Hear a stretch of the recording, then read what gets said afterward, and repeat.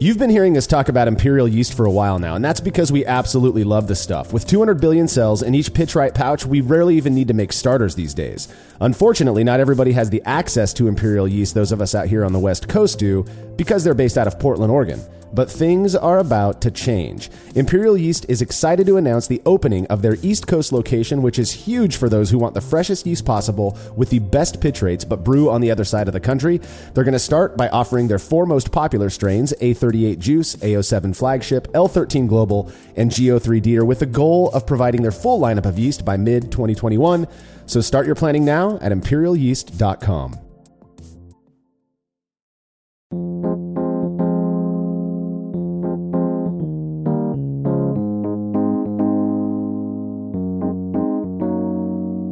When I bought my first homebrew kit way back in January of 2003, the internet was still pretty young. Napster had recently been sued by Metallica. Netflix was still actually sending DVDs through the mail, and Facebook wasn't even a thing yet. While a few brewing message boards, remember message boards, Andy? Boy, those are old. Oh, yeah. Did exist. The most common way many of us exchanged information back then was in person. Imagine that, while perusing the local shop or perhaps attending a club meeting.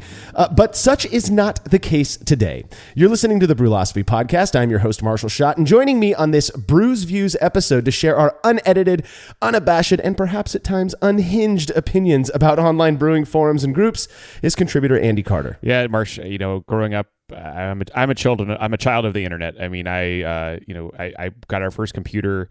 It was, the first use of any computer, probably email, if anything, and communication is key. And especially just like you starting homebrewing, so little information was available that was outside the four walls of a homebrew shop or maybe a buddy or maybe someone's dad that was brewing. So, yeah. The internet was our access point for better, and I would say sometimes for worse. Yeah. When I started brewing, I had a roommate named Nathan Allen, and we had this old school like Hewlett Packard computer that I think got handed down from my wife's parents when they bought a new computer. It was a piece of crap. I mean, we could barely even access the internet. And I still have, no joke, I still have Word documents with my first, homemade recipes. And I should go back and look at those. I bet they're terrible. But this is a topic I'm oddly excited to chat with you about. Obviously, I've gained ample experience with numerous online forums and groups over the years. Some good, some not so much. And I think it's going to be fun to chew the cud with you about this topic. So now just a reminder to all of our listeners out there that this is a Brews Views episode, meaning we're not going to censor ourselves nearly as much as we usually do. So if certain language it bothers you, then consider yourself warned. You might want to skip this one. All right, if you enjoy this show and you'd like to make sure it sticks around, consider becoming a patron of Brewlosophy over at patreon.com/Brewlosophy, where in return for making a small monthly pledge, you'll receive rewards like access to unpublished recipes, unique discounts at Yakima Valley Hops, and an invitation to a monthly live Q&A session with somebody in the brewing world. For this month, February, the guest is Casey Hellwig and others from Imperial Yeast. They're going to bring others on from the Imperial team. If you've had the opportunity to use Imperial Yeast, you know how great it is, and the crew behind the Pitch Right pouch at Imperial Yeast is equally as badass. Imperial just announced the opening of their East Coast lab, and they also made some really cool changes to their original West Coast location. I can't be certain exactly what's going to be going on in this session, but I trust it's going to be pretty awesome. In order to get in on the action, you have to make your pledge at patreon.com/Brewlosophy by February 26, 2021 at the latest, as Imperial Yeast will be taking questions that Saturday, the 27th. As a patron at this level, you'll have access to all past sessions with guests like John Palmer, Russian Rivers Vinny Chilurzo, Grandmaster BJCP Judge Gordon Strong, and many, many more. Another really easy way to support us is by using the links found at brewlosophy.com/support when you're doing your shopping online. Your experience doesn't change at all, and we get a little kickback for the referral. Feedback is brought to you by Brewers Hardware, who offer brewers beautiful stainless gear such as the turnkey BH15 pilot brewing system, which has a hard plumb manifold to eliminate all hosing changes during the brew process. Brewers Hardware has a ton of unique purpose-built products useful to both professionals and homebrewers. Go see for yourself at brewershardware.com, and don't forget to mention Brewlosophy at checkout to receive a free gift. That's brewershardware.com. Listener Mark Stover had some feedback on a question we addressed in our latest Brew & A episode about taking hydrometer samples without exposing the beer to oxygen. Mark says, what I do is I take a sample on day 2 of fermentation, so the small amount of O2 introduced will be munched by the yeast. Then I simply keep that sample in the chamber and measure the gravity over the next week or so, along with monitoring my airlock. I realize it's not necessarily a equivalent given my sample has more O2 available. But in my dozen or so experiences doing this, it appears to track quite accurately with my final measurement from the samples collected from the keg after pressurized transfer. My fermenter is a simple plastic carboy. I've been able to brew IPA as good as my favorite brands, and it's still great after several weeks. That's awesome to hear. You know, it's funny he mentions this technique, and I stumbled upon the same exact technique when I was making my wine for 2020. We'll see that DIY sometime later in 2021. But during winemaking, you need to take samples of your gravity to then know when to add nutrient. And I'm like, well, I don't want to keep just taking samples and wasting wine. I'm like, well, I'll just leave it in the hydrometer jar while it's fermenting in the chamber. Good to go. And it worked like a charm. So it's a great idea. I mean, it's just simple that way. Yeah, so to me, this sounds really similar to what a lot of professional brewers I know do, which is called a forced fermentation test. Mm-hmm. And this is just when, some brewers use it to determine what the FG of their beer should be. Basically, you take a sample, a very clean sample, you let it ferment out, and yeah, basically what you're doing, Mark. The thing about using it to determine when fermentation is complete is that I believe smaller volumes of beer will ferment a bit quicker than larger volumes of beer. At least that's been my experience. So you might just want to wait another day or two. Again, I think it's a great way to determine what your FG is going to be, so that when you do go back and measure it, and if you're looking to avoid, opening up that fermentation vessel to avoid oxygen exposure, I think it's better than nothing. So yeah, cool. I appreciate the feedback, Mark. If you have show feedback, you can send it to feedback@brewlosophy.com or drop us a line on social media. I've said before that I'm more of a beer-flavored beer guy. I don't brew with things like coffee or vanilla, but I do appreciate the fact that a lot of folks do. People like listener Bill Blakesley, who sent me a bourbon-aged Imperial Coffee Blonde Ale, boy, that's a mouthful, that he initially brewed for the annual Bell's Brewery competition in November of 2019. Bill said the beer, which is 8.5% ABV, was made with vanilla beans and butter pecan coffee, then aged on bourbon-soaked charred oak spirals for a couple of months. 1 minute beer review with Jersey and Tim. This is very golden. Let's drink some beer. Gold is a golden ale. Look Done, at it right dude. there. Yeah, it looks beautiful. Look at the color on that. Beer is so aesthetically pleasing when it's the right color. This is a barley wine. You don't know shit, I haven't Lebowski. even tasted it. Yeah, it's got that smell though, doesn't it? It does. We know. We are learned. You can't get anything past a learned man. Doesn't taste like that though, does it? It doesn't. No, very light flavors. It's kind of toasty, right? No. I don't know. You're gonna say that, and of course I'll taste it. I don't taste a lot of toasty. I don't know what I taste, dude. This is confusing. Yeah, there's a little bit of toast in It's there. kind of like a waffle. I taste bread toast. It's like a waffle. Waffle. Yeah, you know what? A little bit of honey Like in a there. ground up waffle, dude. Look at you go, Timmy. Lego my ego. No, and actually, the more I drink it, the more I like it. I don't like beers like that because you should love the flavor right off the bat, but that just grows on me. Kind of like back hair. At this point, any hair is good hair. I like this now. What has happened? Why did I not like this at the start? Now I like it. It's beer after all. There we have it. It does taste like waffles. It's okay. I think it's very good. It has like a bitter aftertaste. You have a bitter aftertaste. Thank you. You're welcome. It's smooth. Obviously, I'm an idiot, but also very learned. It has good flavor, but I don't like the aftertaste. As I was talking to you, I tasted that. A little bit of It's it. got a good start to it, though. I give it a solid 8 jerseys, dude. This is a good beer. I like this beer. I'll go 4. Lego my ego. Bill, if you don't already have a name for this beer, I'm just saying, man, it seriously tasted like an Eggo waffle. Tim was spot on with that, I thought. When I read that you used butter pecan coffee, I got to admit, I was a bit apprehensive. But man, this beer was good. It really worked out. I enjoyed it a lot more than I expected. Nice work, man. This is really interesting to hear about. I mean, it's obviously a complex beer. I really like adding coffee to all styles of beer. And I know, listening to the grapevine, talking to some professional brewers, the flavored coffees are actually a great way to get that flavor and the coffee together. It's something about how they process those that extra flavoring that it really works in beer really well, and it carries through in the beer much more. Or just maybe it's easier than adding, say, the other ingredient. But, I mean, it's working for the brewers. And, yes, it's a very specific note. Like you said, it's pretty impressively that flavor. Yeah. But if that's what you're going for, it works, definitely. Yeah. Well, and that's the thing. When I read butter pecan, my mind automatically went to diacetyl, and I think that's just the hoity-toity brewer in me, you know? Sure. And it didn't taste that way. In fact, my first note on the form that the sheet that Bill sent in says it tastes like the smell of a freshly opened bag of Maris Otter, which to me is almost peanut buttery sometimes. And so I wondered if maybe that impression of the coffee, that butter pecan coffee, which gave it kind of a syrupy aroma, isn't what made me think Maris Otter. But regardless, it was really good. Now, I believe Bill actually won the Bell's competition, which meant he was going to brew this beer at Bell's Brewery, have it entered in the GABF Pro-Am, and then get like an all expenses paid trip to GABF last year. But we all know how that turned out. Yeah. Thanks a lot, COVID. Here's to hoping that you get this awesome opportunity in 2021, Bill. And thank you so much for letting us review your very, very tasty beer. All right. If you'd like to have your beer or any other fermented beverage you feel like sending in reviewed by Jersey and Tim, you can email me, marshall@brewlosophy.com, and we'll get you all set up. We got to take a quick break. When we're back, we'll be sharing our open and honest thoughts on internet brewing forums and groups.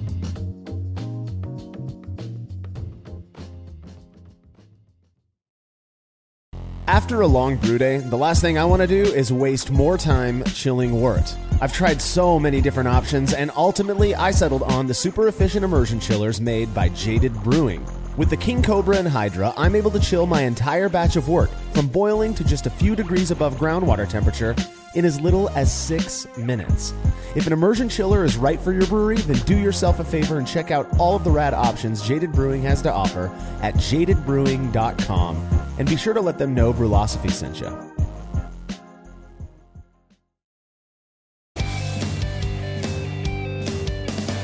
Compact and simple to use with a small footprint for brewing indoors, the Grainfather makes it easy for you to brew professional quality beers at home. The Grainfather is an all-in-one brewing system that lets you brew all grain beer in a single, compact stainless steel unit. It uses an electric heating element and pump to maintain a constant temperature and to circulate the wort during the mashing and cooling stages. It also comes with a counterflow chiller to reduce chilling times and produce high-quality wort. And now, with the addition of their conical fermenter, the Grainfather takes things one step further by offering homebrewers state-of-the-art temperature-controlled fermentation just like commercial breweries use. And with the Grainfather Recipe Creator and Connect app, you can easily design a recipe, sync your brewing system with your phone, and then just sit back and relax as the app takes over and assures that you maintain your scheduled mash temps and boil schedule. Head to Grainfather.com to purchase your all-in-one brewing system today and to sign up for their free recipe creator tool. Once more, head on over to Grainfather.com, that's Grainfather.com, and get started today. Family-owned Atlantic Brew Supply is the largest homebrew shop in the Southeast. No gimmicks, no multinational corporate overlords, and no BS. They offer exclusive malts, yeast, and more from local artisans, as well as award-winning recipe kits. They also sell professional brewing gear and cask equipment from sister companies ABS Commercial and Cask Supply. Most ingredients are available by the ounce, plus Atlantic Brew Supply has an on-site calculator to help you craft your best brew. Orders are processed same day, and 2-day shipping is guaranteed for East Coast customers. Get 15% off your first order using promo code BREWPOD, that's BRUPOD, at AtlanticBrewSupply.com.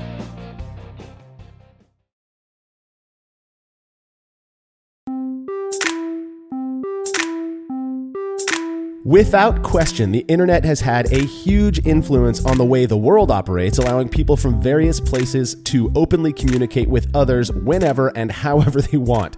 The amount of information available is simply astounding. Brewlosophy wouldn't even be here if it weren't for the internet. Suffice to say, I'm a big fan, and over the last 15 or so years, a good portion of my time has been spent engaging with other brewers online, which has led me to developing some pretty strong views on the whole thing. Now, I promise we're going to break down our thoughts on specific forums and groups in a bit, but I thought we could start by talking more generally about how we think all of this has impacted brewing in general. Yeah, so for me, I started brewing in 2008, 2009. Just got a kit from Midwest Supplies, and the kit comes with a basic amount of information. But for me, and unlike other maybe people that get started in brewing where they have a friend that pulls them in, I did it just because I liked beer and I needed to do it. No one around me had ingredients. This was in Santa Barbara, about 10 years ago. Now there's stores. Now there's obviously more breweries and things. So being alone is tough, and so the only place you can go at that point is the internet. And so so just me starting in homebrewing, impossible without internet access. And then you start reading stuff. And, the first place I went to was Homebrew Talk. I think pretty much everyone starts at Homebrew Talk if they Google the word homebrew today. Yeah, for me, the internet has opened up. I feel like brewing homebrewing wouldn't be where it's at today, obviously, if it weren't for the open sharing of information, in these forums and groups. There's so much good that comes from doing that, from having that level of access. And for me, I'm a social person. I love talking to people. Can you imagine what life would be like, what brewing would be like if the internet wasn't here during something like COVID? I mean, it's kept us connected. And I feel like there's so much good in that, and that we have to, for all of the, crappy parts of these brewing forums and such that we'll talk about, there's still so much good to be had just from being able to communicate with others. I often say, for example, that brewers are the reason I'm still brewing today. It's not necessarily the beer. I mean, I can go buy beer anywhere, but there's a community there. And it sounds cheesy, but that sense of community I've never felt in anything else that I do. And I've been parts of some pretty curious communities. Sure. I've never felt more connected. And there, you got your bad actors. We all understand that. But for the most part, brewers are pretty cool folks, Yeah. And so the ability to stay connected because of this crazy, weird, magical thing called the internet, I think is the best thing about having such access. Yeah, I think if I look back at the connections I've made, I have a local homebrew club, of course, and I participate in that a lot. I participate in a bunch of things in California, but I would say day in and day out, my real place for information, knowledge, and sharing, and then making new friends through brewing is through the internet. I mean, all the groups I'm a part of, we trade beer. Now, I traded beer with some of these people once, and now we just talk on a regular basis. It's just like that growth of that.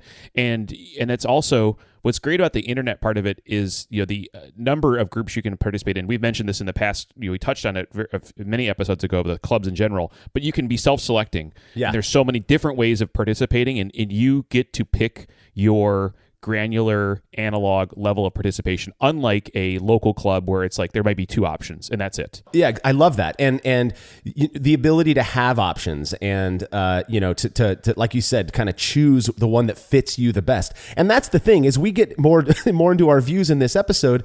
We're just talking about our opinions. We accept and fully appreciate that certain people like certain things more than we do, and that there's an element of subjectivity in what floats your boat. And so we don't want to sound like we're trying to convince anybody of anything here, but again, this is our views. That's what this show is for. The other thing that I love about all of having such access to these so many groups and forums and such is that there's this seemingly endless flow of new ideas, some that can have a pretty significant impact. The first thing that comes to my mind is brew in a bag. I mean, that to me, if it weren't for the internet, if it weren't for a couple of people who started a forum out in Australia to talk about this crazy way of lautering where they put grain in a bag and then pull it out of the wort, would we be doing it today? It is now one of the most popular all grain methods there is for homebrewers.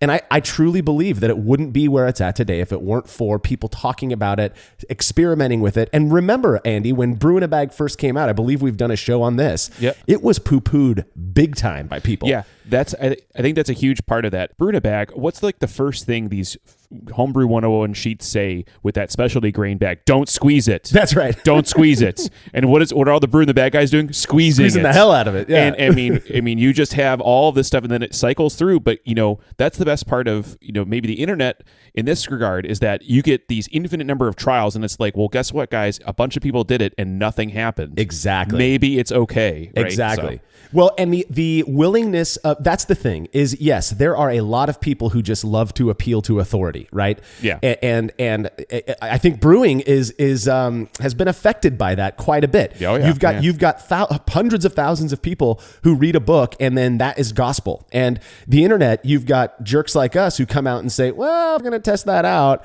Yeah, and now look, and the internet allows for that. It's uncensored. I mean, there's some beauty to that. Now, you've got people who are probably spreading pretty terrible information as well, but it balances itself out because we have open access. I mean, it is unfettered. I still feel like the internet is so unregulated, for the most part in America, at least, that you can still access some pretty interesting novel stuff. Yeah, I think we've touched on this in previous episodes, and I've seen some feedback from even our communications.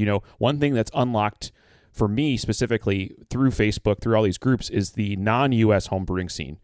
I get just as much information from all the groups. And, you mentioned Australia. I mean, these guys are brewing a ton, and they are going through some really cool stuff. And I'm just getting things from all different sources of information and different concepts. I mean, obviously, a huge one that's impacted brewing worldwide, Kvike, yeast strains. I mean, that wasn't around 2 or 3 years ago. And if you had told someone in 2015, hey, I got a yeast that will ferment like 100 degrees Fahrenheit, no phenolic character, super clean, they'd be like, get out of here. They'd laugh you right off of the internet. They'd laugh you right off the internet. Exactly. They would, right? To be gone, right? So, I mean, it's amazing. It's absolutely amazing to me. And yeah, like you said, I mean, it's not really a forum or a group, but if Lars hadn't done the research that he did and had a place online to share it, the forums and groups that made Kvike as big as it is today would never have known about it. And again, it's amazing that the flow of information and the exchange of that information among interested parties blows my mind. And again, one of my favorite things about the internet. Another really good thing about these forums and groups,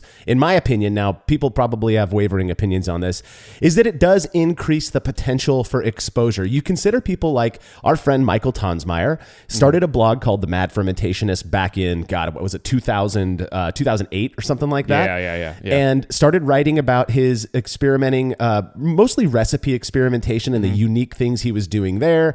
Got into the sour beer world, and then he got the offer to write a book, and it's one of the biggest books about sour brewing there is out there now. And, you look up Michael Tonsmeyer now, he's not blogging so much because he opened his own brewery, Sapwood Cellars, with another blogger, Scott Janish, who was very active in these online brewing groups and forums, another very scientifically minded person out there.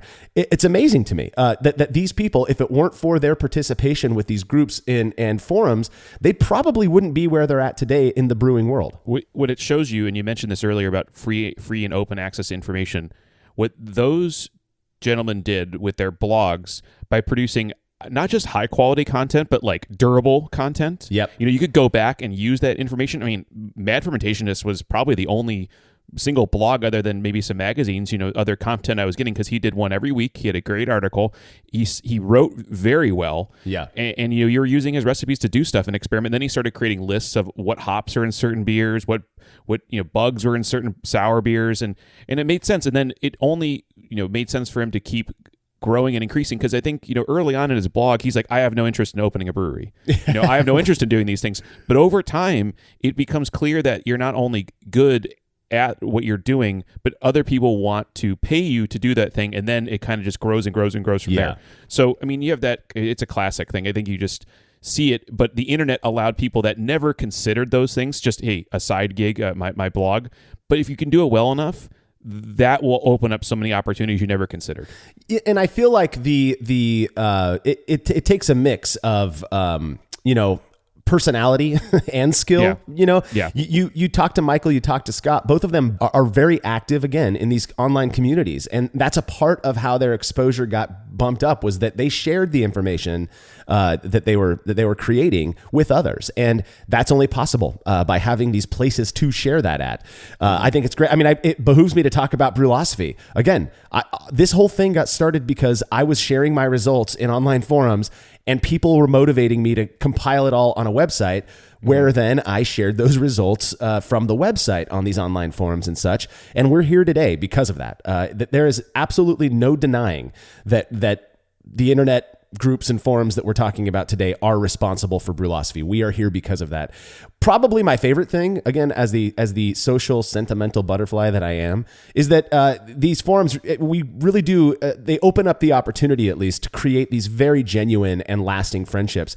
Andy, I love you, buddy. If it weren't for the internet, we probably wouldn't be together. That was our matchmaker, Yes, exactly. I'd be lying if I didn't say that Brewlosophy influenced a lot of my brewing. Maybe not in the sense of like, I do something very differently because I read an article of yours, but it just reinforced a philosophy of brewing that I maybe didn't define myself until I read, and then it was also about that consistency of you releasing articles once a week. And then, hey, if you didn't get support from other people or from our great sponsors, you wouldn't be doing it. And then all these people would not be getting that access to that information and your thoughts on it. So it's like, they all work together in a crazy symbiosis that's only possible with the free, well, we keep saying the word free internet, but it does cost quite a bit of money to get on the internet if you need to download some stuff. But after on the internet, it's free. So just give a middle finger to my cable provider. But yeah, okay, yeah.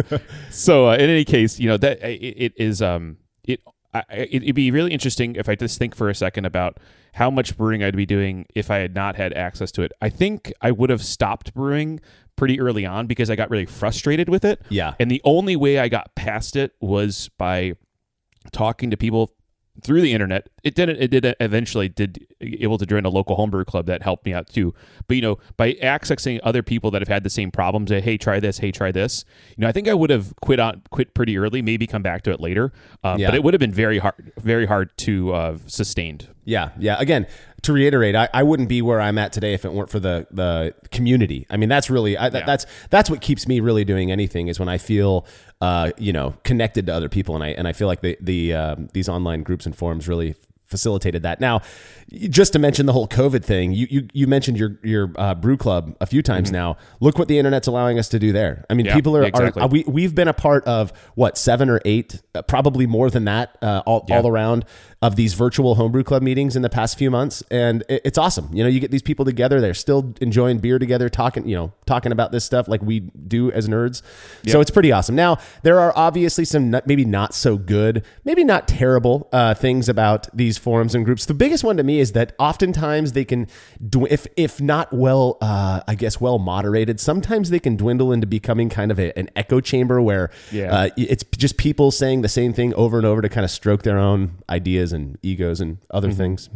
Yeah, I think that's it's unfortunate. We're 2021. I think we've heard tons about these things in the evils of echo chambers and living within your own realities and not exposing yourself to other things. And it's very easy. And I think I see it. I don't think there's a single group, these kind of forums and posting stuff. We mentioned earlier the granularity. You choose your access, but then you can also get stuck in that kind of bubble. Yeah. And there's just common beliefs or common things that get stuck and passed around. And then those become the things that those ideas and concepts you have to break. Yeah. Or otherwise you're going to be lost in there. And I will say that there's definitely groups, I don't want to call it authoritarian, but I think it's more, you have to be very firm with how a communication happens. And one thing I'll just offshoot briefly is not just homebrewing wise, but there's other groups like beer, clubs or, membership clubs for some breweries. And then they have online components where there's forums dedicated to the people that pay to be a part of those clubs. Right. And what those clubs have done,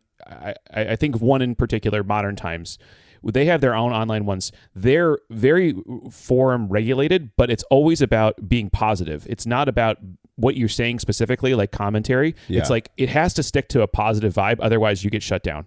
And I think that happens in all these groups.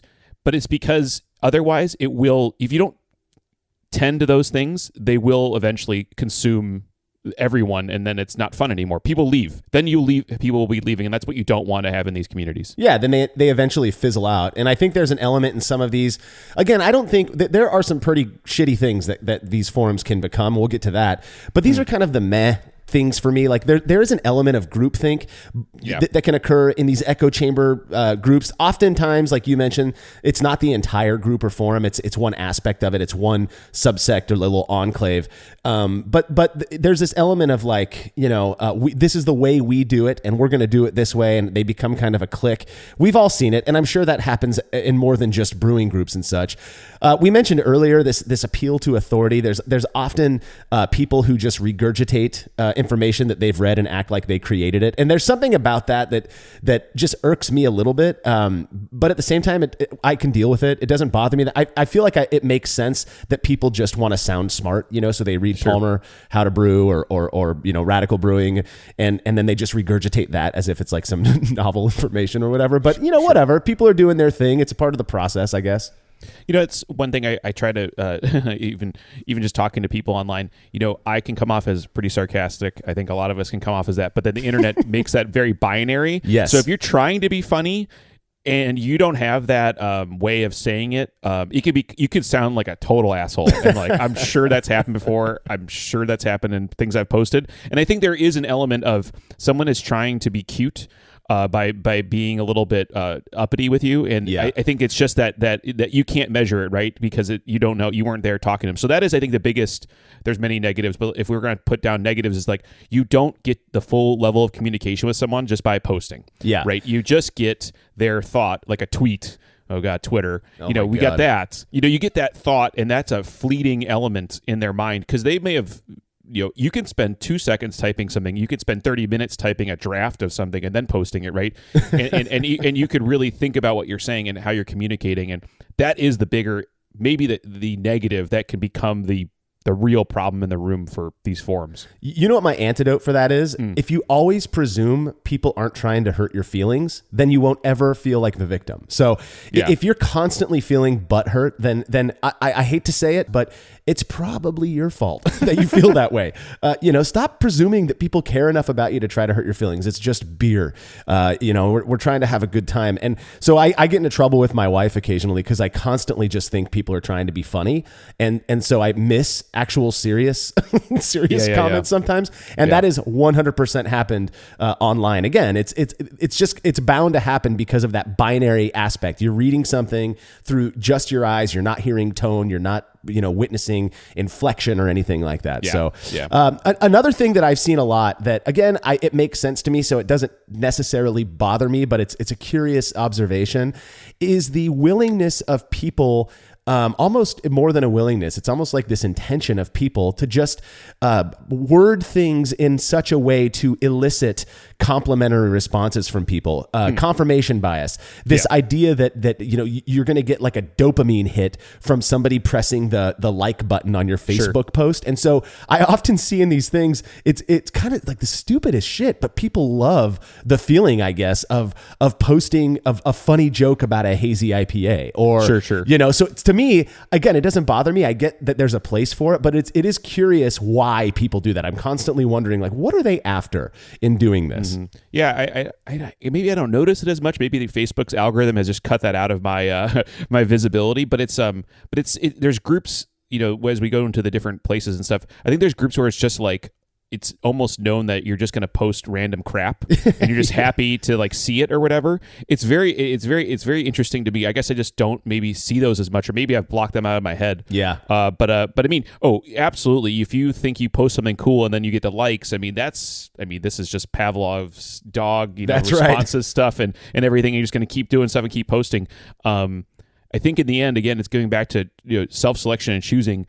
If you're in the groups that are meant to be like informational and like gain knowledge, then you see less of that. And then if you drift into the groups that it's just like, here you go, here's just whatever's on my phone today, that's kind of another side of it. So I guess I don't know. Those groups I tend to also kind of fizzle out. I just think, I don't know, or at least I'm not a part of them, so I don't see them as much, I guess. Yeah, well, that's what I was going to say is when groups kind of go down that meaningless, that's how I perceive them as being that meaningless path. They just kind of lose focus. I've been a part of a few forums that seem to drift away from brewing and sometimes kind of move into weird like political topics and stuff. And sure. I just those are the forums that you don't hear talked about anymore today. I feel like because they lost focus. So again, none of that stuff really bothers me. Now there are some really shitty things that can happen in these forums, and for me, one of the biggest ones, it's kind of like an extreme of what we already talked about with the whole echo chamber thing, and it's this idea of this kind of like creation of an in-group and an out-group. And I don't want to name names because I don't want the groups out there who have presumed wrongly that we have a beef with them to think that we're talking about. I also don't want to give them too much airtime, but it's crazy what people are the lengths people are willing to go to sometimes when they feel like their way is the right way, and they create this cult following almost. And anybody out there who even asks a question about their presumed novel ideas ends up becoming an enemy. And I've seen this in more than just one group. I'm not talking about a specific group here. It's amazing to me just how mean people can get about brewing beer. I think this also goes right back to how we talked about not being able to communicate and see someone. Yeah. When it's just a box with a blinking cursor and you're just got basically a megaphone. I think you can get that kind of authoritarian in your own mind, and then kind of get into that, stuck in this program loop of like, well, I can say whatever I want, and I'm getting reaction, and then it becomes, well, obviously I'm getting reactions, positive reactions, so that means I'm doing something right, and then it just goes and goes and goes and goes, and you see this, and I think it's something, when I was a kid, I think when everyone's a kid, you get bullied, and bullies tend to take advantage of your weakness. Yeah. If you present weakness, then they get aggrandized to do more, and it's hard when you're a kid. You don't know anything better. So once you grow up and you look back at those times, you're like, oh man, that was silly. Why did I care about that person's thoughts or whatever? Or why did I care so much about what they thought of me or something? And I think this gets into this big old loop, and it's really sad because I think I think most groups I'm still in are still very well, they still have got great people and great content, but when other people kind of take over, it just ruins all of it, right? Yeah. I mean, it makes you, and then leaves you with a sour taste in your mouth for even being a part of those groups, because it's why, why? You just have to ask yourself that, and I think if you ask yourself that enough, it's bad. It's just toxic. That's what it is. Well, and that's the thing is when you create groups like this, usually the leader or the group of leaders have a bone to pick for whatever reason about something that most people don't even realize. That's what been at least my perspective on this is you've created the issue. Now you're victimizing yourself. You're saying that you're the one being targeted when you're the one doing the targeting. It devolves into people being mean to others. And sadly, I feel like those forums out there that favor anonymity are the worst, and obviously it makes sense. If you go to Reddit, you can create any name you want. People have no idea who you are, and you can say what you want. Why doesn't that happen on Facebook? You ever wonder that? It's because people know who you are, and so the fact that you're such a fucking wimp that you're going to go to Reddit and say mean things there, but you're not going to say your name. You don't want to get doxxed. Well, again, all that does to me is it shows how incredibly insecure and immature you are. So if that's your gig, if that's go for it. And the other thing is that ends up happening, in my opinion, as kind of a manifestation of these nasty, mean, groups out there is trolling. I mean, that whole idea of trolling where people say and do absolutely terrible things to others to get a rise out of you, because they get their kicks. If you are so incredibly narcissistic that is what gets you off, my God, go get some help. I genuinely believe that. Leave people alone. I think there's a couple guys I know of, a couple people I know of, and it's like, I call them almost professional trolls, because it seems to me like they spend so much time checking and looking and reading to find places to just cause problems. Yep. Right. And it's not even on, and what I've also seen with the people I'm thinking of is that extends to real life.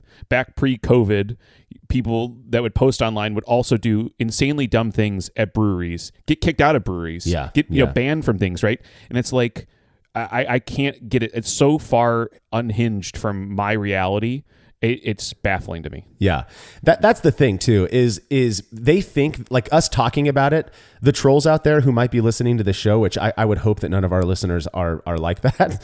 but the ones that are hearing it right now are probably sitting there going, ha, we got him. Ha ha. No, you actually didn't. What you did is you've proven to us just how incredibly insecure you are. I mean, there's no reason, if you think about the motivation that it takes for somebody to want to do that, it speaks volumes about who you are as a person. It's just a despicable way of being. Yeah. And it's amazing to me because I feel like in this day and age, and I don't want to get into anything too controversial here, but we have in many ways, we have encouraged this type of behavior. People seem to like it.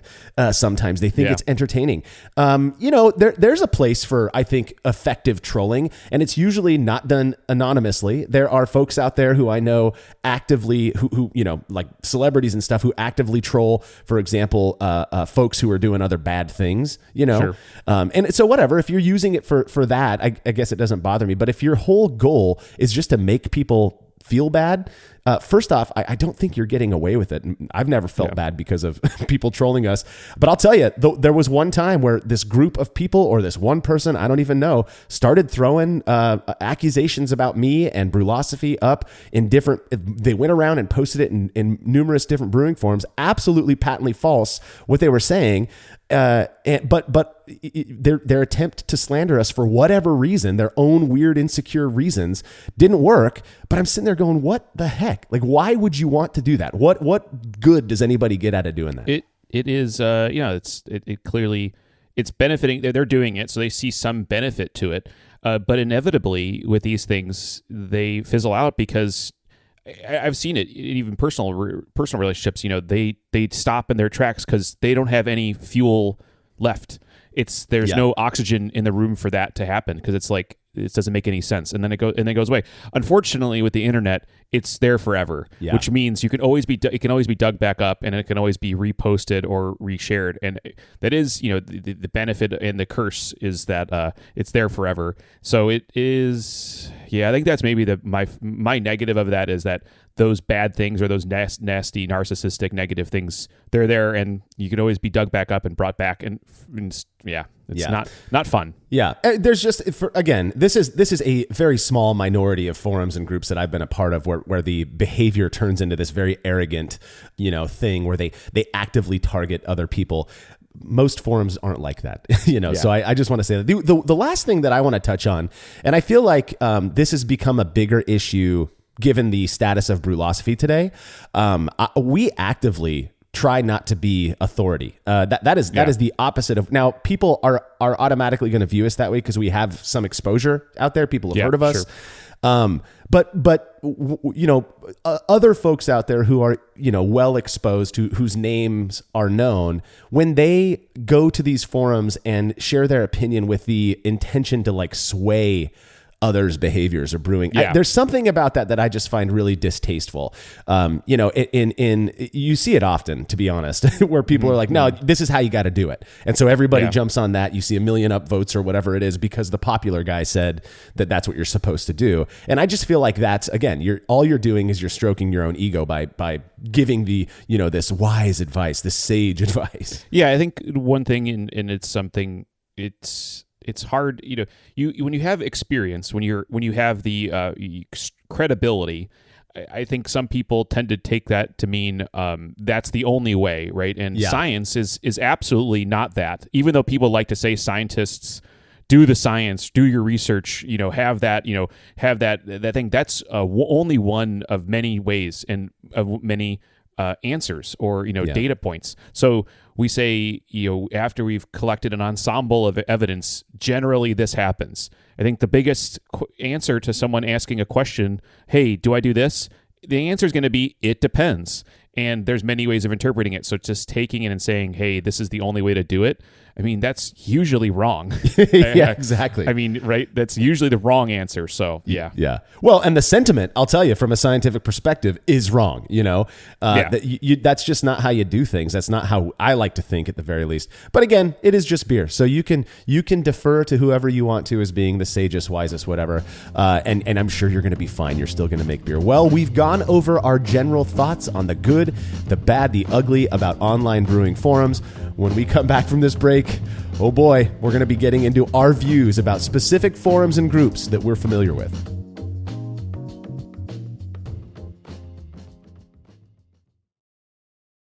Have you ever thought about adding a port to your kettle but held off because you didn't feel like drilling into your gear or sending it off to have someone else do it? From the makers of the world's fastest counterflow chiller, the Exchillerator, comes the Hangover, the easiest way to add extra ports to your kettle as well as countless other options. Mount a faucet to your keg for easy portable pouring. Set up the perfect whirlpool arm. Hold a heating element in place. All of this and so much more without permanently modifying your gear. Manufactured right here in the United States, the Hangover offers brewers too many convenient solutions to list here. So head over to Exchillerator.com today to see what the Hangover can do for you. As every brewer knows, the best beer requires the best hops, which Yakima Valley Hops provides fresh from the source to brewers around the world, carrying everything from classics like Cascade to modern favorites like Galaxy and Mosaic, as well as other ingredients and gear. Yakima Valley Hops has it all. And don't forget to check out their new podcast, The Late Edition, where the YVH crew goes into depth on our favorite plant with industry experts. Head over to YakimaValleyHops.com now to see all they have to offer and subscribe to The Late Edition wherever it is you listen to podcasts.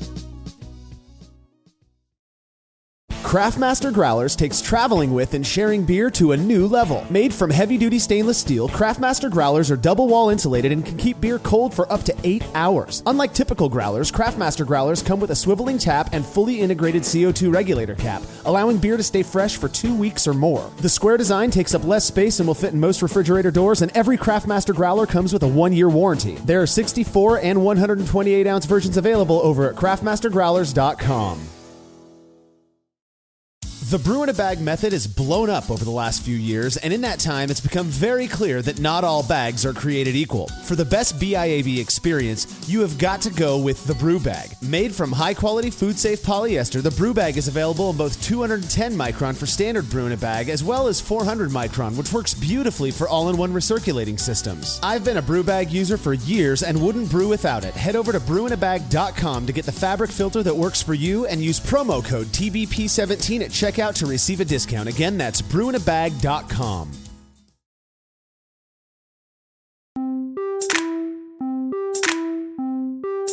We often make the claim that preference is subjective, and while we're usually saying this in regards to beer, it's also the case for online brewing forums and groups. Different people prefer different groups. Over the last 15 years or so, especially since starting Brewlosophy, I've bounced around a handful of forums and have had some very interesting experiences that have contributed to the opinions I hold of each. Now, a little disclaimer to stave off angry emails from those who might have differing views than us. Both Andy and I agree that all of the forums and groups out there do more good than they do harm. We are not judging anyone for preferring one over the other or for having a different perspective than us. In fact, the two of us don't even agree on everything, at least in our conversations. Yeah. I mean, I love hoppy beers and Marshall hates them. So, I mean, I never said I hate them. Probably the most popular, one of the most popular, certainly one of the most oldest homebrewing forums out there would be Homebrew Talk. Yeah, I think this is where I started after I got my kits. I mean, Homebrew Talk, I will say it probably defined the first 3 years of my homebrewing because any question I had about yeast is, what's the first thing you ask? Oh, is my beer fermenting or not? Oh, don't watch the bubbles, man. The bubbles don't mean anything. You hear these things. And then there's like names like Uper and all these people that post so much and have so much, they had so much experience beforehand. I mean, they probably had 10 or 15 years of experience on me before I even showed up. So Of course I'm going to go to those people. They have more experience. I should ask the people that have experience. Yeah. I participated, here and there. I didn't post a lot. I tend to be someone that lurks, not posts as much unless I have, some bigger sentiment or bigger questions or things like that. But I mean, it was a resource. I mean, be very clear. It was a great resource.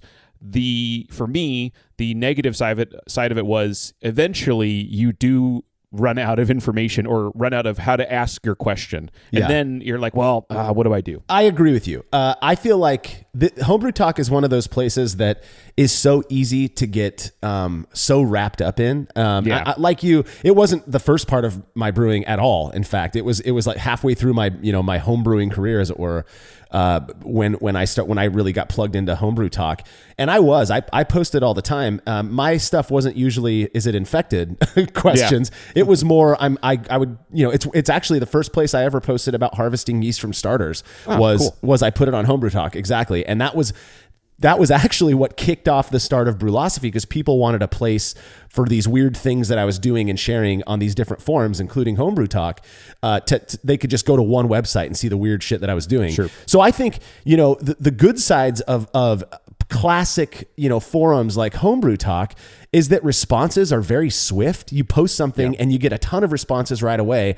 Even if it's not really an interesting topic that you want to post about, people typically respond. You can sort it by new posts. So that's what I would do, is I'd go and I'd look at new posts, and I'd actually look for ones that people weren't responding to, because I wanted to engage with these people.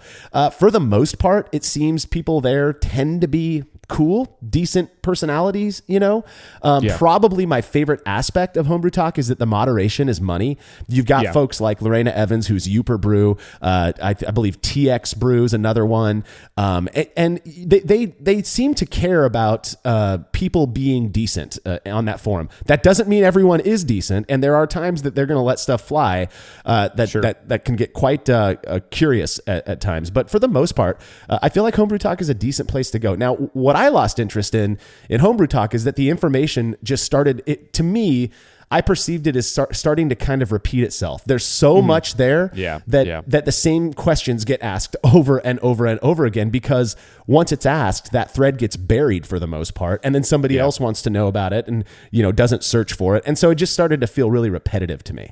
Yeah, that is the common, I think this will be a common thread for everything we talk about, is that as you progress in your home brewing, you have your own bank of information. So what you're learning or revisiting is for you, and then there's a new person, and then are they going to go find anything? And that's where, eventually, if you collect a body of information, where bodies of information end up in? They end up in books, and then they go on a shelf, and then they go away, and then they're referenced that way. With the forums, it's just a constant Mobius strip, so to speak, of the same things happening again.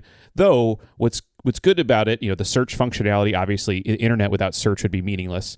So the search functionality, you do that, and people get reminded. I would say like the third comment on almost all those new threads is, "Did you use the search button?" And then so what's better about, they say, a Homebrew Talk compared to, say, a Facebook or something like that? At least the threads exist. Yeah. So a common idea can grow through that thread and then be revisited. I would think that it's good to revisit those things. It's good to ask those questions again, because like you talked about groupthink, if everyone's just answering the same way, well, that's, we should break that habit. So there's new rethinking it or new experiences. And then another one is when new techniques or new technologies come out for brewers, for home brewers specifically, not just any brewing, is that, hey, I got this new thing. Normally we do X, why not do Y? Yeah. And then that kind of breaks the cycle a little bit. But yeah, I agree that, you tend to have the same questions being asked.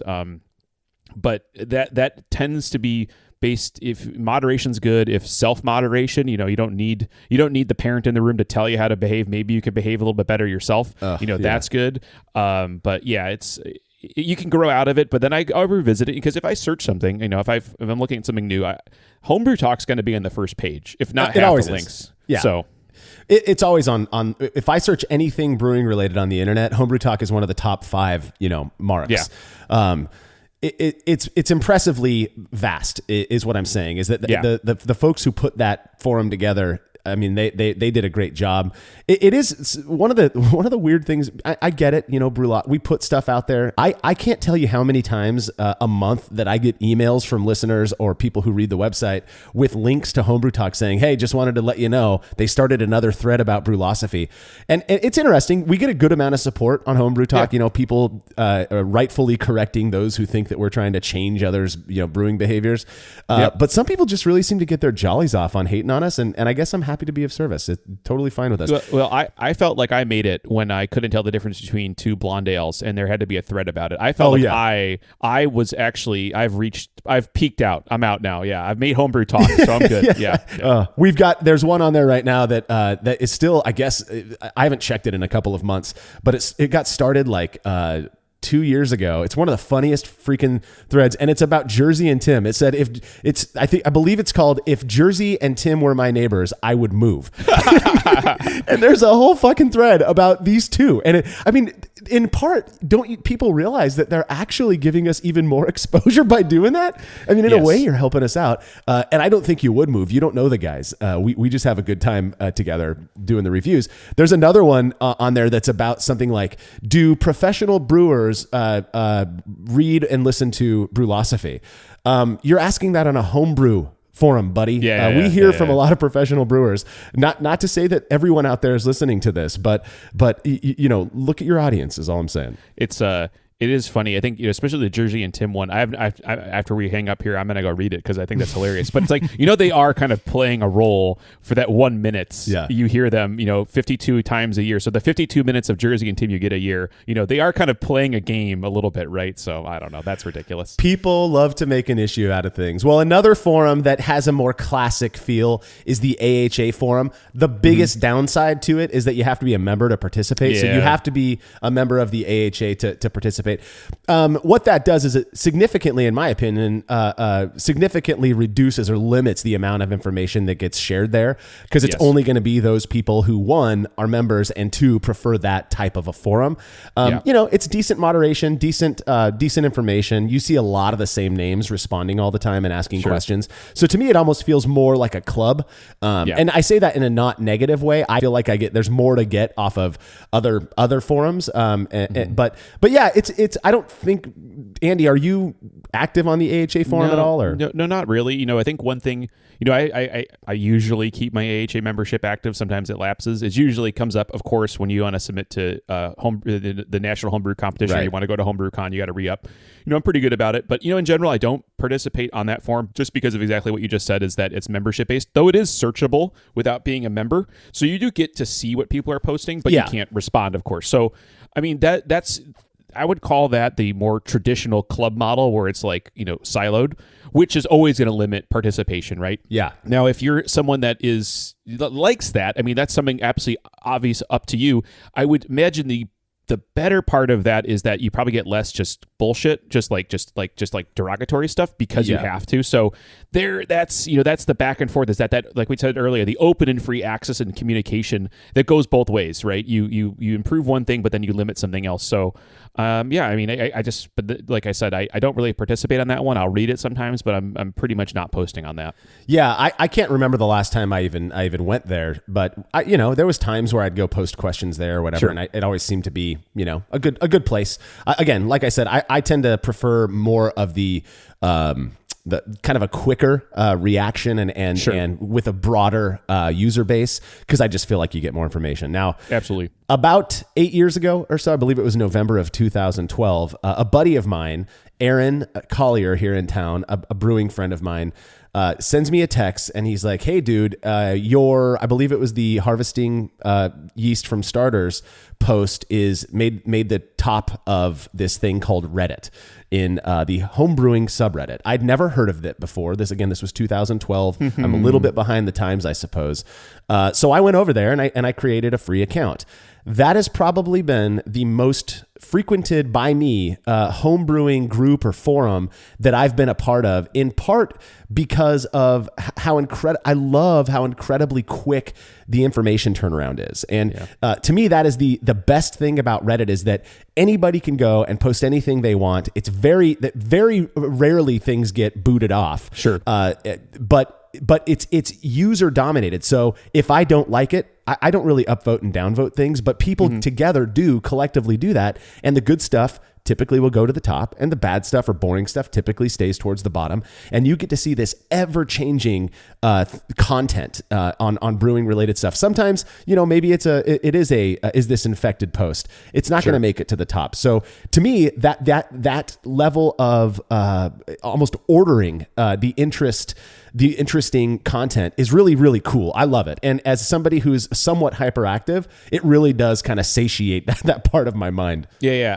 I really I've tried Reddit, and I've really never got the hang of it or liked it. I think it's, for me, as we talked about self-selecting, like that spigot is a little too wide for me. Yeah. Oh yeah. In terms of everything that's going to come out of it. And it's just, and I think also the spigot being wide, we mentioned, the anonymity of it is opening that up to more stuff. Absolutely. Maybe I should try get back into it and try again. It's just something where there's just something about my personality. I'll read it because definitely there's good posts, like good posts. I think I read, kind of skim everything on Reddit and not really drill into anything. Like if I'm interested in some new hobby, I'll go there because probably someone very good at that hobby is posting on there and posting good stuff and good links, but I probably will not go more than an inch deep on any of that, just because it's like, oh man, there's so much going on here. And then on some of it, like we said, it's wide.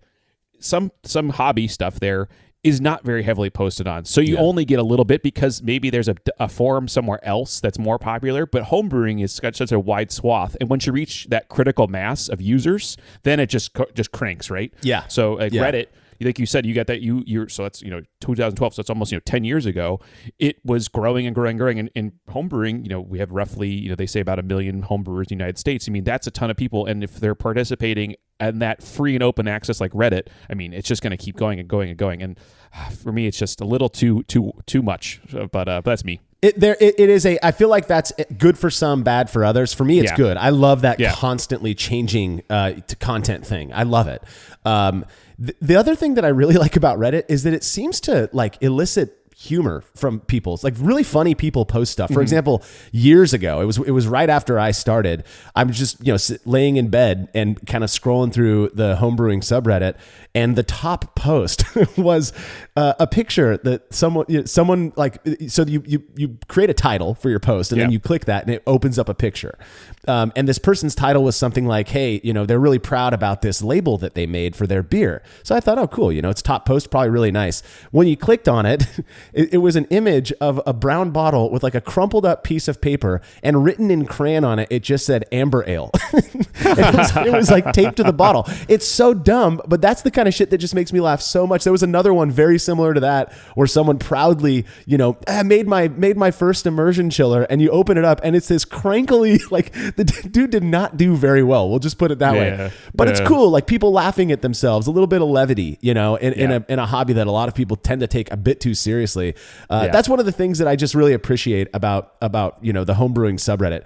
Obviously, there is a lot of bad that comes with this subreddit as well. And you already mentioned anonymity. The fact that you can, not only can you go on there and be completely anonymous and just be an absolute dick to people, but you can create multiple accounts as well. And this is something I learned from our friend Olin Sudeth years ago, that people they call it brigading, I guess, where a single person would create, 15 or 20 different accounts. And then all you do is you go switch that account, and all of those people basically attack or jump on one person. Sure. I mean, we were getting it a lot from Brewlosophy. Again, I don't know what drove it. I don't know what elicited it. It seems to have quieted down a bit, but that to me is just such a kind of a gross thing for humans to do, to lie about who you are. And it's one of the reasons I don't participate necessarily as much on the homebrewing subreddit. I feel like a part of that is also because I don't want people to think that I'm giving advice. We get a lot of shit about telling people how to brew and all that. So I just try to stay out of stuff. If I do respond to something, it's usually just to encourage something cool somebody did or whatever. But that whole it's almost borderline trolling when these people make these fake accounts and then try to act.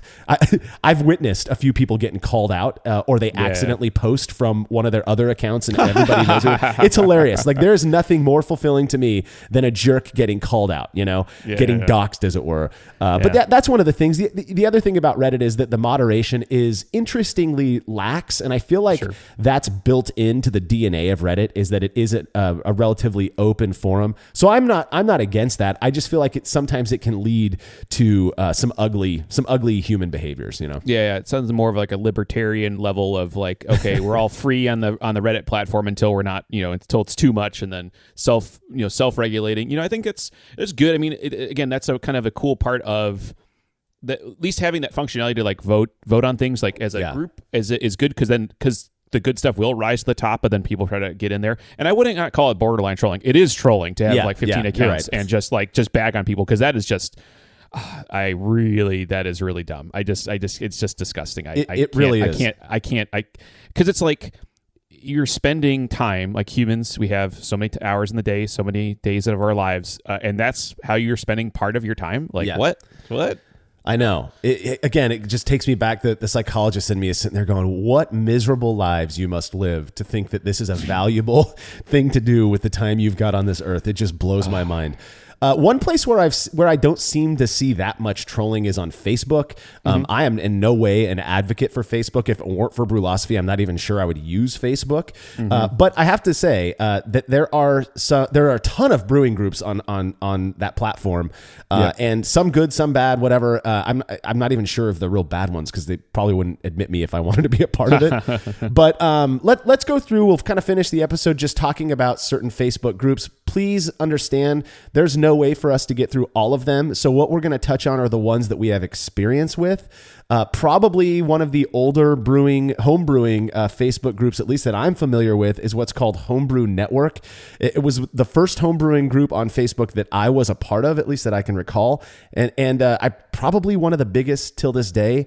My honest opinion, and I don't mean to bag on anyone, is that I just don't like that group for a number of reasons. For me, unlike Reddit, where that we were talking about that more libertarian kind of lax moderation, I have never experienced more excessive moderation in a home brewing group than I have there. Now I get it; they have rules, but their rules are so. You used the term authoritarian before. They will literally boot you out of the group if you do one thing wrong. I've been kicked out of that group twice, and one of the moderators has come and privately said, "Hey, I'm going to add you back. I don't know what's going on." I know Denny Kahn got booted because he shared his opinion on something once. Like, weird. What are you creating there? Talk about facilitating an echo chamber. So my thing, I believe I'm a member of it now. They actually invited me back in, but I've got it like hidden. I don't respond there. I don't interact with people there. And most of the folks, at least that I would see posting regularly in that group, are parts of other groups that I'm in anyways. So that's just my take on that. I know a lot of people still really love Homebrew Network, and by all means, I'm not trying to bag on them. My experience there just wasn't good. Yeah. Now, it's entirely possible that in the last couple of years, things have changed a little bit, because like I said, I haven't really been a part of it since the last time I got booted. So I'd be willing to give it another chance. In fact, I'll go check it out later this week just to see how things are going. Yeah. I think in general, for all these groups, Facebook, it's presenting you a bunch of things simultaneously, unlike, say, a Homebrew Talk where you have that single link place to go. Here's all your content. Facebook kind of makes it all very different. It's all there kind of scattered out. So I don't go to any of them specifically, and definitely not this one specifically. I think I tend to look at these groups as, hey, if someone's posting a good question, they don't have an answer yet, let me get in there and just give you like a couple sentences. Just here's what I've done. Here's what I worked for me, and that's it. And then don't try to push it any further. I think there's other side of these groups, especially on Facebook, where it's just like pictures, jokes, kind of just random one-off things where it's like, well, if those are just adding up to your feed and just adding more just kind of crap on top of it. Yeah. Not to say that the people posting are doing a bad thing or being negative or anything like that, but it's just a lot of stuff. Yeah. And it's like, well, that's just draining out the better stuff. Then, well, I don't know. It's not as productive. But yeah. No, I agree. And again, just to hit on one of the things that I actually really appreciate about Facebook in general is that people aren't necessarily anonymous. I mean, I suppose you could make an anonymous account, but I believe Facebook tries to make that difficult, right? Yes. And so you get that element of self-moderation of what we call observing ego, right? That element of, I don't want to look this way because it's attached to a name. And I think that's a good thing. Like that's why societies were formed, be kind. Oftentimes you do see some jerkish behavior on these Facebook groups as well. I believe in response to that weird hyper moderation, a couple of other groups did get started that are still fairly active today. One of those is just called Homebrewers. It's split up, 2 words, Homebrewers. And it's way less moderator involvement, just enough to kind of keep things civil and on track. I really actually enjoy this group. I still participate occasionally there. It's a good place to engage with other brewers, in my opinion. Is it just home brewers or home brewers? I can't seem to find it. I find the just home brewers one. I think there's just so many of them. There's so many. This one is called it's home brewers, but then there's another one that I believe was started by Adam Bora, again as a reaction to the craziness that was happening at Homebrew Network years ago, and it's called Homebrewers Roundtable. Yes, to me it's the same idea. It's got a really nice level of moderation. People can say what they want. People aren't terribly jokey in it. They are honest questions and fun stuff to share. I feel like when the sign of a good group for me is when somebody who just got started in brewing posts a question, the immediate reaction isn't, did you search the forums? It's actually people trying to help, because that's called community, right? It doesn't matter how many times I get asked if it's infected or not. I can still be kind and respond to somebody who doesn't know what they're doing. That's a good thing, you know? Yeah. I think it also will, as we comment on these, since there's so many of them, some of them are also now private. They're private groups, so you don't necessarily search for them. So sometimes they're hidden in things, and that only making it private has some implications because people don't want people they don't want in the club or in the group, but then it's also limiting to who's joining and stuff. So you have to kind of know a guy, know this is a speakeasy, what is this, kind of thing. So I could take it or leave it. I think in general, like all these ones I post, I'm watching out for the new people, because if someone, I see it, just kind of my own personal thought on this, being someone that's more experienced in home brewing, when I see a new person trying to do a hobby, trying to start in home brewing, if they don't have a good, pleasant experience up front, they're out. They're not going. They can go somewhere else. They're going to go find another hobby. They're going to do something else. So you want to make sure that's as nice as possible. In your real life, if someone joined your club and said, "Hey, what about this?" You wouldn't tell them to go read the minutes from the last 2 meetings before you even think about posting, right? That's like insane. Yeah. That's insane. It's insane.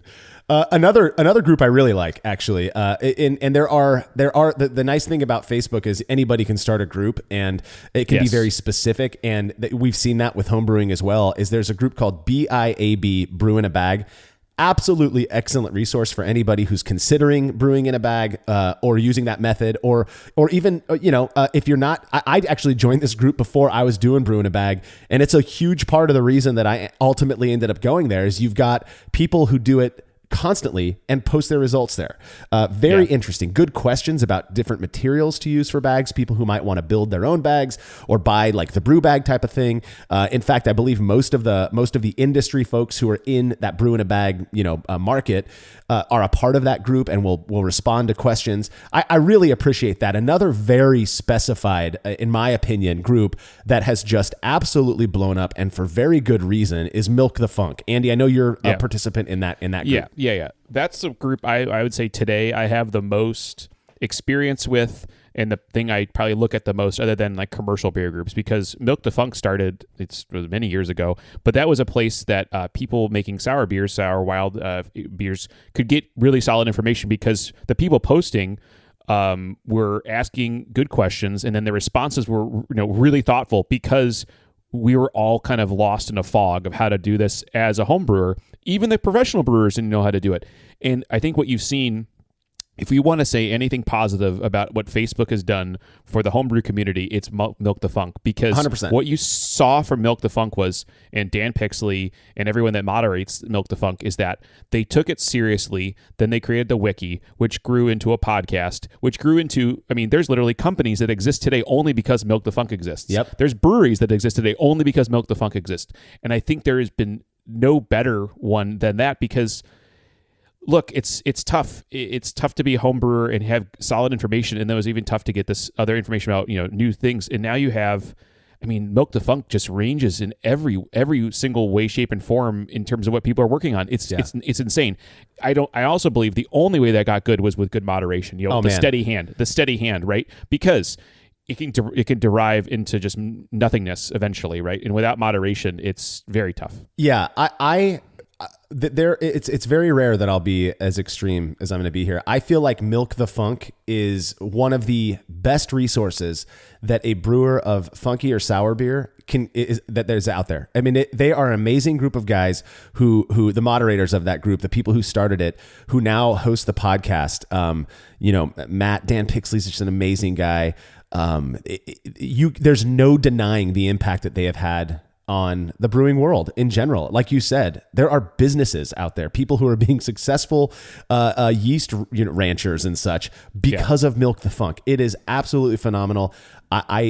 This is not a paid promotion. If you are into this style of beer, you have to go to Milk the Funk. You will love it. The only real downside in trying to think, of goods and bads of all of these different groups, the only real downside to me is that some people in that group, I don't know if it's that they're taking themselves too seriously, but they act sometimes, and this is certainly not everybody, but they have this air occasionally of, you know, we're better than you because we like Britannomyces more than Saccharomyces, or we spell coolship with a K rather than a C. Yeah. Like that. But that you find that everywhere. If I had to point, you know, like nitpick one thing about that group, it's just that piece of it. Again, in every group, there are people who like to shit on Brewlosophy. It certainly happens in Milk the Funk, and I actually understand it. I get it. It doesn't bother us. We also have a bunch of supporters. And again, we're not, I honestly think that Milk the Funk is the best resource for sour and funky brewing that you're going to find on the internet. Yeah, I 100%. You know, I think that the thing with, there's also this bit of when people want to say a thing, they want to make sure that the if they think your content or your post is negative towards their beliefs, then there's always that reaction, that kind of knee-jerk reaction to go the other direction. And I don't see it as always, unless it's like, you know, gets to the troll level where it's always every comment and stuff. I just see that as someone just trying to be honest about who they are and then putting that back out there. Again, we're not seeing the sarcasm. We're not seeing all those other things. Yeah.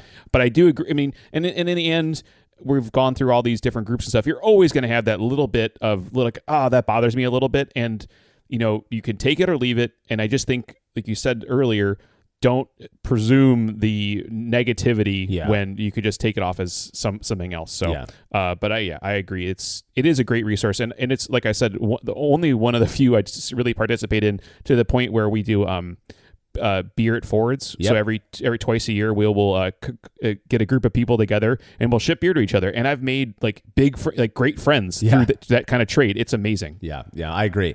I wasn't planning on talking about this, but you had mentioned earlier private groups on Facebook, and it made me think of the fact that, I mean, we have a couple of private groups, and there's something about them that I feel is very positive. Obviously, again, it's like the AHA forum. It does limit the number of people and the number of participants. The couple that we run are the Brew Club, which is only private because we want to make sure to keep out riffraff. You know, it's a group for the club, and just like any club, there are members. It's totally free to join.